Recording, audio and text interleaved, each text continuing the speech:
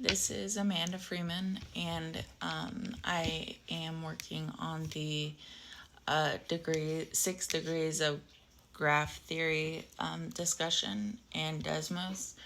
And it reminded me a lot of when I was young. Taco Bell came out with this contest where you had to, you had to trace a square with a X inside of it without picking up your pencil or going over the same lines. And I think they said if you won it, you'd win like $1 million or something. So me and my brothers tried that for years, and now I know it was all a solid publicity. But the actual math and things behind it, I didn't really focus on before. So looking at these graphs from slides 9 through 11, it started to make sense. I noticed that when a graph had all even degree points, it was smooth, and it was really easily done. I could start anywhere and trace through the whole thing without getting stuck.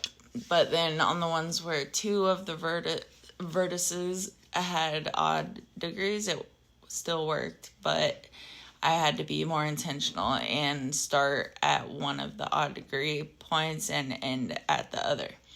And I tested it a couple of times and it worked, but only that made it work. So now that the ones that had more than 2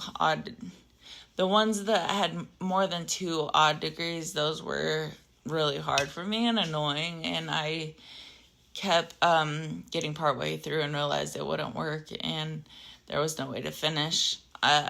So I didn't not that I didn't understand it, but I remembered what the lesson said about Euler's rule.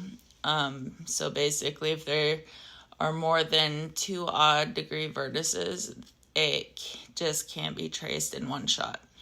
That explained why the Taco Bell puzzle didn't work for me when we did it as kids. And whether it's a trick or scam, it was neither. It was just a graph theory. Well, I guess it was kind of a scam on their part. I had no clue back then. But so what I learned from this is that stuff isn't just lines and dots. It's about the degree points, and it tells you a lot about what's possible and not possible in graphs.